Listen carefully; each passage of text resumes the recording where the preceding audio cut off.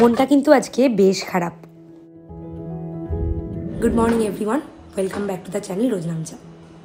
আরেকটা নতুন ব্লগ নিয়ে চলে এলাম তোমাদের কাছে। আজকে আবার সেই পুরোনো রুটিন, আমারও স্কুল খুলে যাচ্ছে, জনকেরও স্কুল খুলে যাচ্ছে, কিন্তু রাকেশের অফিসটা ছুটি আছে। রাকেশের অফিস ছুটি আছে কেন বলি, আজকে তো কোনো হলিডে নয়, তাও ছুটি আছে কেন? আসলে ও তো কোর্টে জব করে, ওদের কোর্টে না অ্যাডভোকেটরা বছরে 2টো লোকাল হলিডে পান, ওনারা নিজেরাই সেটা ডিসাইড করতে পারে। সেই ছুটিটা প্রত্যেকটা স্টাফের ক্ষেত্রেই অ্যাপ্লিকেবল। আজকে যেমন কল্যাণী কোর্ট ছুটি, কেননা কালকে যেহেতু ভাইফোঁটা কাটলো, আজকের দিনটা ছুটি থাকলে কালকে আবার পরশু 2 দিন ছুটি আছে, একেবারে টানা ছুটি পেয়ে যাবে, এইরকম ব্যাপারটা। প্রত্যেকটা কোর্টের ক্ষেত্রে যে আজকেই ছুটি তা কিন্তু না। কৃষ্ণনগর কোর্টের স্টাফরা জগদ্ধাত্রী পুজোর সময় একটা ছুটি পান, এইরকম আর কি ব্যাপারটা। তাই জন্য আজকে আমার কাজের চাপটা অনেকটাই কম। রাকেশের ছুটি থাকলে কি হয় বলো, 9:30টার মধ্যে বেরোনোর তাড়াটা থাকে না, তারপরে রাকেশের জিনিসপত্র এগিয়ে দেওয়া সেই তাড়াটা থাকে না। তাই জন্য একটু দেরি দেরি করেই তোমাদের সাথে ব্লগটা শুরু করলাম। আর এইবারে সারাটা দিন কিভাবে কাটাই তোমাদের সাথে সেটাই শেয়ার করব। চলো আস্তে আস্তে দিনটাকে শুরু করি আর দেখতে থাকো সারাদিন কী করি। শুধু রাত জেগে ঠাকুর দেখলেই তো হবে না, ঘরের কথাও তো ভাবতে হবে। তাই জন্য কালকে ঠাকুর দেখে ফেরার সময় মনে করেই সার্ফের প্যাকেটটা নিয়ে এসেছিলাম। বাড়িতে 1 বিন্দু সার্ফ ছিল না, আর একদিন কাছাকাছি না করতে পারলে যে হারে জামাকাপড় জমে যায় তখন খাটনি হয়ে যায় ডাবল। জীবনের ছন্দপতন হয়েছিল পুজো আর ঘুরতে যাওয়া নিয়ে, এবারে আস্তে আস্তে আবার ছন্দে ফিরে আসছি। রোজকার রুটিনগুলো একেবারে সেট করে নিচ্ছি। ভোর ভোর ঘুম থেকে উঠে এডিটিংয়ের কাজ সেরে কাজকর্মও সেরে নিয়েছি রান্নাঘরে, এবারে স্নানে ঢুকবো।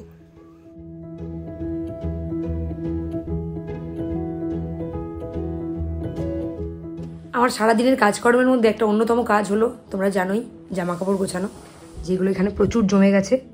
সেগুলো না হয় থাক, আজকে আর টাইম নেই, 8:30 প্রায় বাজতে চললো, এবার স্নানে ঢুকতেই হবে, নাহলে দেরি হয়ে যাবে। এগুলো যখন পারবো গোছাবো, এখন তাড়াতাড়ি করে ঝনককে তোলার ব্যবস্থা করতে হবে। দেখা যাক, আজকে না স্কুল আছে তো, তাই জন্য ওর ঘুম ভাঙছে না, এখন শুয়েছে কালকেই তো, আরামে ঘুমাচ্ছে একদম। উনিও ঘুমাচ্ছেন, এদেরকে এখন ডাকবো না, থাক, আমি স্নানটা করেছি তারপর ডাকবো। আল্লাহ তো শুধু দেখো, এতদিন পর স্কুল খুলেছে, দেখো আল্লাহ এইসব একদম বলতে নেই। ওটা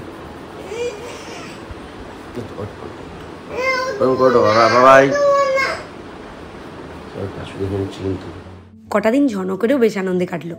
না আছে স্কুল, না আছে বিকেলবেলা পড়তে যাওয়া, ওই আমি একটু ধরে বেঁধে পড়তে বসাচ্ছিলাম। আজকে আবার যেই রুটিনে ফিরতে হচ্ছে, ঘুম থেকে উঠেই মাথাটা হয়ে গেল গরম। তবে শেষমেশ উনি উঠলেন।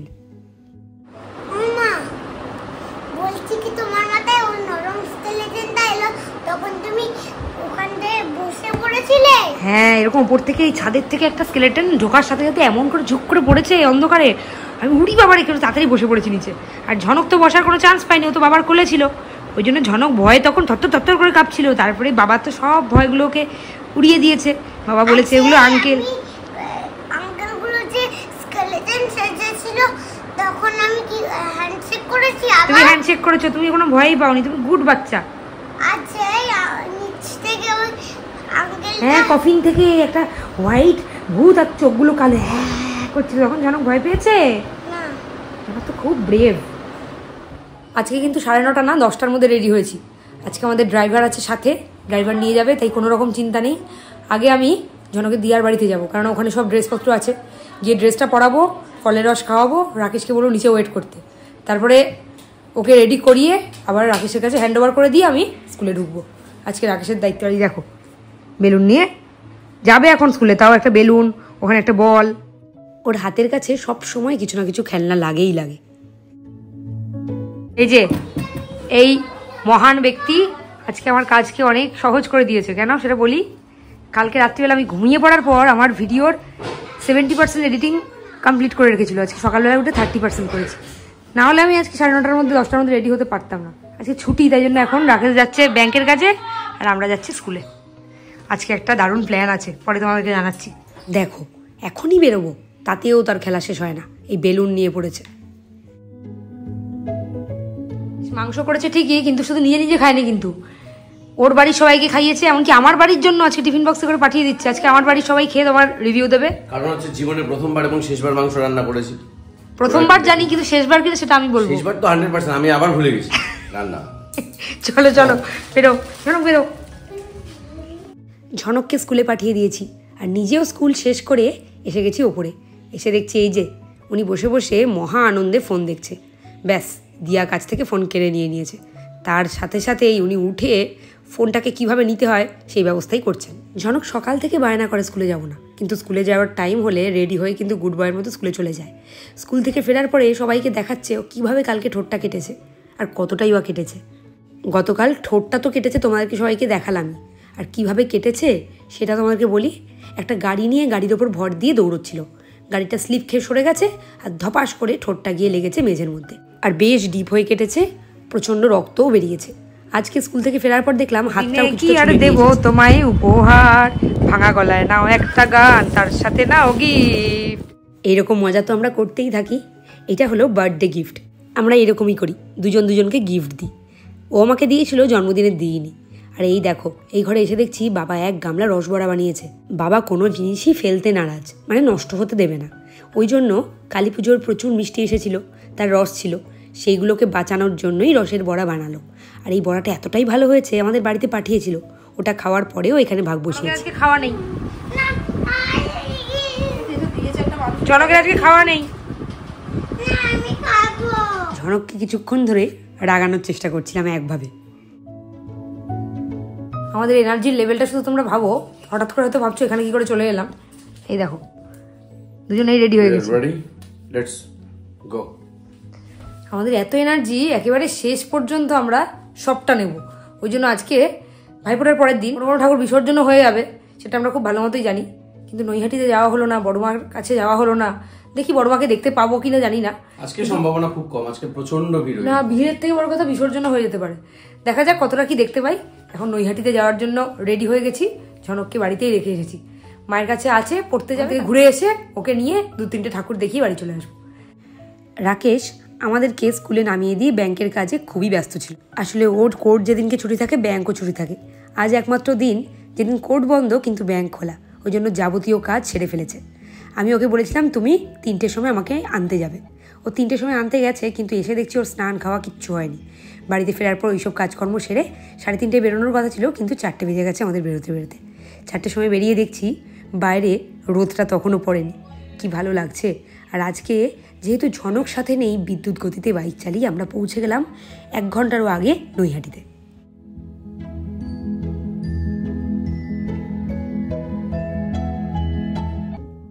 নৈহাটিতে পৌঁছেই মনটা বেশ খারাপ হয়ে গেল। কেন বুঝতে পারছো নিশ্চয়ই। ঢোকার মুখেই একজনকে জিজ্ঞেস করলাম লাইট জ্বলবে না। উনি বললেন না, আজকে বিসর্জন হবে তো, তাই জন্য লাইট জ্বলবে না। তবে প্যান্ডেলটা এখনও যে অক্ষত অবস্থায় আছে এটা দেখেই বেশ ভালো লাগলো। তাড়াতাড়ি করে ভেতরে ঢুকলাম। আর ঢুকে দেখলাম কাঁচের তৈরি মাতৃ প্রতিমা। সন্ধ্যে নামার আগেই আমরা পৌঁছে গেছি নৈহাটি। আর নৈহাটিতে এসে দেখছি আজকেই মনে হচ্ছে বেশিরভাগ ঠাকুর বিসর্জন হবে।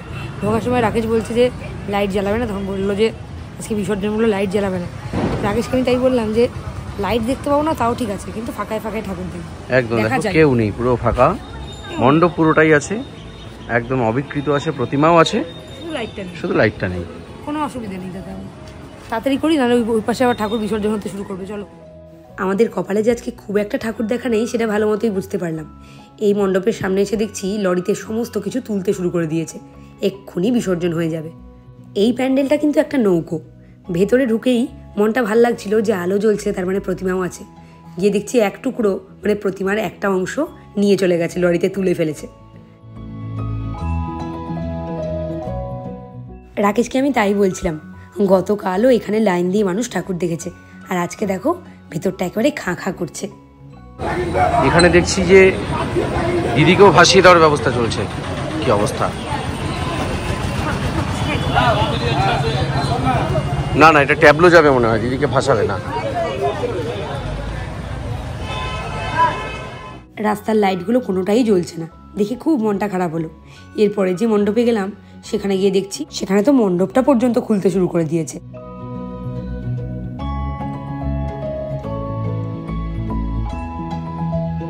কি করো তুমি?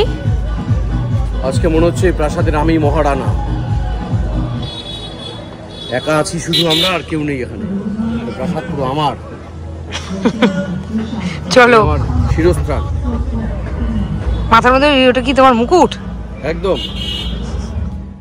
ভেতরে ঢুকে দেখলাম ঠাকুর নেই। যা বুঝলাম নৈহাটিতে ভাইফোঁটার পরের দিন গেলে কোনো লাভ হবে না, যা দেখার আগেই দেখে নিতে হবে, আর না হলে একদম সকাল সকাল যেতে হবে। দুপুর 4টের সময় বড় মার বিসর্জন হয়, তারপরে একে একে সব বিসর্জন হয়ে যায়। আমরা ওইখান থেকে ওই মণ্ডপ পর্যন্ত গেছি, এসে দেখছি এখানটা খোলা হয়ে গেছে। যা কি মনটা খারাপ লাগছে। চলো এই দিকটাতে এসে দেখলাম মনে একটু আশার আলো জ্বলেছে। তবে ও বাবা, সেই আশার আলোকে জল ঢেলে দেখলাম যে দূরে প্যান্ডেল যেটা, সেটা আমাদের চাকদাতে দুর্গাপুজোতে হয়েছে, আর ভেতরে একেবারে খুঁটে খুঁটে সব দেখেছি। এইটাতে নেমে আর কি দেখবো, তাই বাধ্য হয়ে পরেরটাতে গেলাম। দশটা কোন লেভেলের দেখতে পাচ্ছ তো?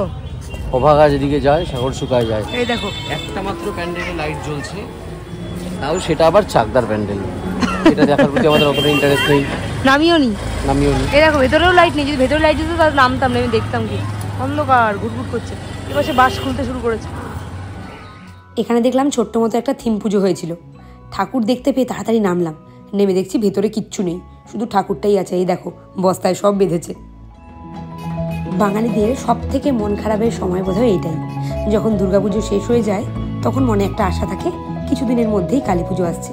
কিন্তু যখন কালী পুজোটা এইভাবে শেষ হয়ে যায় তখন মনটা এত খারাপ হয়, মনে হয় যেন এখন আবার 1 বছরের অপেক্ষা, কবে যে দিনগুলো আবার আসবে। এই দেখো এই প্যান্ডেলেও সব খুলে ফেলেছে। মন খুব খারাপ, ভারাক্রান্ত। এত সুন্দর থিমগুলো দেখতে পাইনি, আমি আসতে পারিনি নৈহাটিতে, বা সময় পাইনি। এই দেখো আসলে প্রত্যেক বছর কি হয়, একদিন আগে থেকে আমরা কালী পুজোর প্যান্ডেল ওপেনিং শুরু করি। কালী পুজোর দিনও রাত মানে থাকে আর কি, সেটা আমাদের এবছর সেটা পছন্দ হয়নি। কালী পুজোর দিনও মানে দুটো দিন আমরা ছাড় খেয়েছি, যে কারণের জন্য এই অবস্থা। তারপরে আবার আমরা দিনের বেলা একটা করি, রাতে একটা করি। এবছর সেই দিনেরটাও হয়নি ঝনকের জন্য, যার জন্য। এবার দেখো অবস্থাটা, এই যে এই প্যান্ডেলটা ভাবলাম যে টর্চ মেরে মেরে দেখবো ভেতরে, কিন্তু এই দেখো আটকে দিয়েছে, ঢুকতে দেবে না। এই জন্য ভারাক্রান্ত মন নিয়ে চলো দেখি ওই পাড়ের অবস্থা, একটু দেখে আসি। ওই পারে সব ভাষার হয়ে গেছে দুপুরবেলায়। রাকেশকে রাজি করিয়ে নিয়ে গেলাম ওই পারে গিয়ে দেখলাম মোটেই ভুল করিনি, এই প্যান্ডেল একেবারে অক্ষত অবস্থায় আছে, আলো জ্বলছে, মাইক বাজছে। আমরা সার্থকতা পেলাম, একটা প্যান্ডেল নৈহাটির আমরা দেখতে পেলাম যেখানে লাইট টাইট জ্বলছে অক্ষত অবস্থায়, এবং অক্ষত অবস্থায় রয়েছে। সবচেয়ে বড় কথা, বাইরে লাইটগুলো জ্বলছে এবং ইভেন রেকর্ডিংটাও হচ্ছে। এতক্ষণ একটাও ছবি তুলতে পারিনি, ওই একটু আধটু। এই প্যান্ডেল দেখে আনন্দে একেবারে আত্মহারা হয়ে গিয়ে ভিডিও করলাম, সাথে ফটোও তুললাম প্রচুর। দেখো এই প্যান্ডেলটা বেশ ভালোই কিন্তু লাগছিল, ভেতরটা অনেকটা দুর্গাপুজোর কল্যাণী A9 মতো লাগছিল।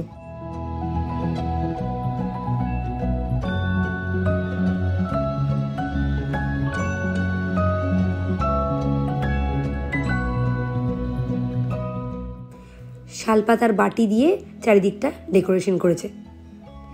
এখানে শিব ঠাকুরকে দেখে আমি তো বললাম শিব ঠাকুর তো একেবারে রিল্যাক্স করছে, এখানে রিল্যাক্স মুডে আছে।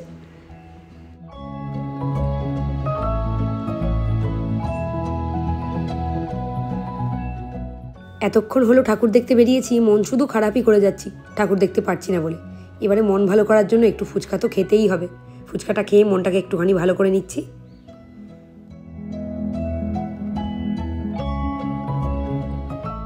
যাওয়ার সময় আমরা হাই রোড দিয়েই গেছি, ফেরার সময় রাকেশকে বললাম চলো ভেতরের রাস্তা দিয়ে যাই, তাহলে কিছু কিছু ঠাকুরের বিসর্জন বা ঠাকুরের প্যান্ডেল দেখতে পারবো।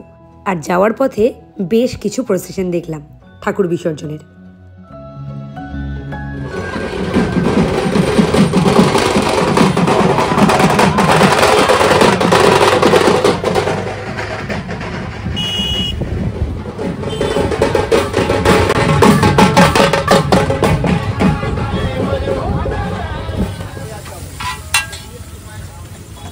আজকে কিন্তু আমি একদমই দোষী নই, নিজে কিন্তু দাঁড়িয়েছে।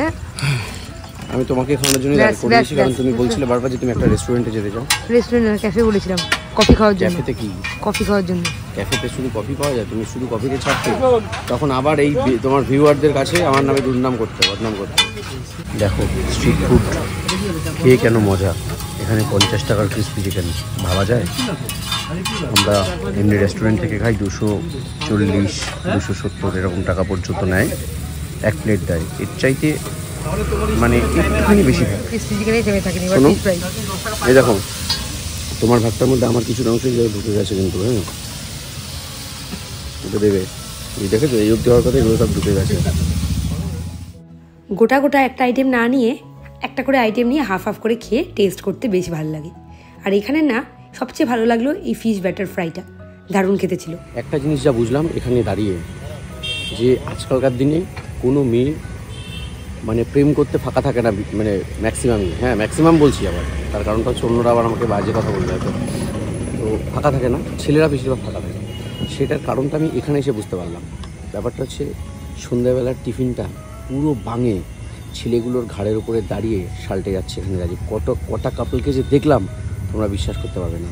ইভেন আমার যিনি কাপল তারও এখানে বলেছিলাম, আবদার করেছিলাম যে এই সারা পুজোয় তো খাওয়া নিয়ে এইটার টাকাটা অন্তত দিয়ে দাও, 130 টাকা বিল হয়েছে আমাদের। দিতে গেল, দিতে গিয়ে বলছে কি নেটওয়ার্ক নেই ফোন পেতে, সেটাও আমার পকেট থেকে দিতে হবে। তুমি নেটওয়ার্ক নেই সেটা তুমি আবার সেটা প্রমাণটা আমি তো খেয়াল করিনি নেট অফ করে চেষ্টা করেছো কিনা সেটা আমি খেয়াল করিনি। মোটামুটি হচ্ছে সারা পৃথিবী এইভাবেই চলছে যা দেখতে পাচ্ছি। একটা মেয়ে পয়সা বার করছে না, সব কটা ছেলে এখানে খাওয়াচ্ছে। আর এই জন্য মেয়েগুলো একটাও ফাঁকা নেই, আর ছেলেগুলো মেয়ে পায় না।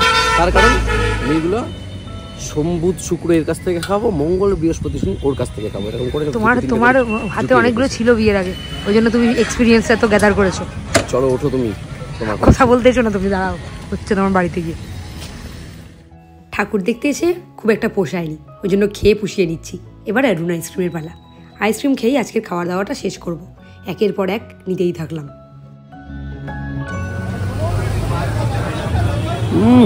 কামড়ে কামড়ে আইসক্রিম খাচ্ছ?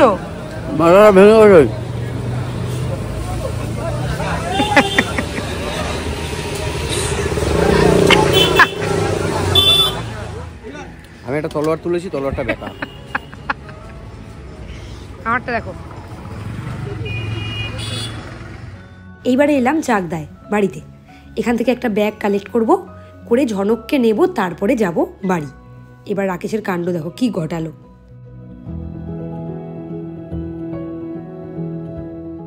দেখো ছোট্টর মধ্যে একটা ছোট্ট করে একটা হেরিকেন হয়ে গেল আমার, মানে বসে বসে ব্যথা হয়ে গেছে আমার। তাই আমি টোটোটা, সঞ্জয়দার টোটো, এখানে বসেছি। আর এটা একদম মানে টোটো লাগোয়া ছিল, যেই বসেছি টোটোটা গড়িয়ে গড়িয়ে সামনে চলে এসেছে 1 ফুট মতো, এসে ব্যাস এটাকে ঠ্যাস দিয়ে পুরো ভেঙে দিল। পুরো ছোট্টর মধ্যে মানে একটা হেরিকেন হয়ে গেল। এইবারে ঝনকের পালা। ঝনককে নিয়ে একটা দুটো ঠাকুর দেখে তারপরেই বাড়ি যাব ঠিক করেছিলাম, ওই জন্য চলে এলাম ওকে নিয়ে। তুমি আমার বলে থাকবে, তোমার কাছে এলে আমি একদম বকা দিয়ে দেবো, ঠিক আছে? ভূতগুলোকে বলবো হ্যান্ডশেক করতে, চলো আসো। ভূত দেখতে আমরা সবাই খুব ভালোবাসি।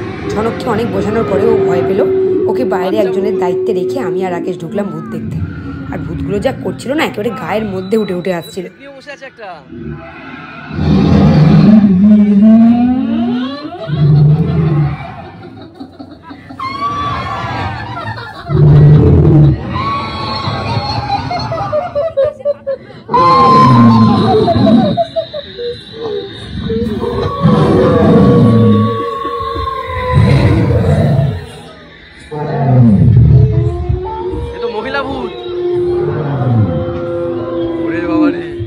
ঝনককে না নিয়ে ঢুকে ভালোই হয়েছে। আসলে ভূতগুলো গায়ের ওপরে একেবারে উঠে আসছিল, আর মুখগুলো যা বিকৃত করে সেজেছে, ভয় লাগারই কথা। এই যে শেষমেশ ঠাকুরের কাছে এসে পৌঁছল। তবে সেইখানেও একটা ভূত দাঁড়িয়ে দাঁড়িয়ে দেখছি ফটো তুলছে। দেখো এটাকে রেখে গেছিলাম এখানে। নৈহাটিতে গিয়ে মনটা খারাপ হলেও চাকদাতে এসে মন একদম ভালো হয়ে গেল। কেননা চাকদায় এখনও পর্যন্ত পুজো একেবারে রমরমা হয়ে চলছে। এক জায়গাতেও ঠাকুরের বিসর্জন হয়নি। রাস্তায় আলো জ্বলছে, মাইক বাজছে, মণ্ডপে মণ্ডপে ঠাকুর আছে এখনও পর্যন্ত প্রত্যেকটা। আমরা এত পরিমাণে প্যান্ডেল হপিং করি, এই প্যান্ডেলটাও আমাদের দেখা। এইটা হয়েছিল দুর্গাপুজোয় বনগাঁতে। এখানে দেখাচ্ছে, এটা আমরা বনগাঁতেও দেখেছিলাম এই সেম থিমটা, আমরা ভালোভাবে দেখতে পারিনি কারণ তখন উদ্বোধন হয়নি। মহিলাদেরকে শকুনরা এভাবেই মানে ছিঁড়ে খায় বা সেরকম একটা টেন্ডেন্সি আছে, সেটা এখানে দেখানো হয়েছে। মণ্ডপটা তো নো ডাউট সুন্দর, আগে দেখেওছি। আসল আশ্চর্য হলাম গিয়ে দেখে প্রতিমাটা। প্রতিমা কী দিয়ে বানিয়েছে জানো? স্ট্র দিয়ে। একেবারে সামনের থেকে দেখাচ্ছি, দেখো কি নিখুঁতভাবে বানিয়েছে প্রতিমাটা এই স্ট্রগুলো দিয়ে দিয়ে।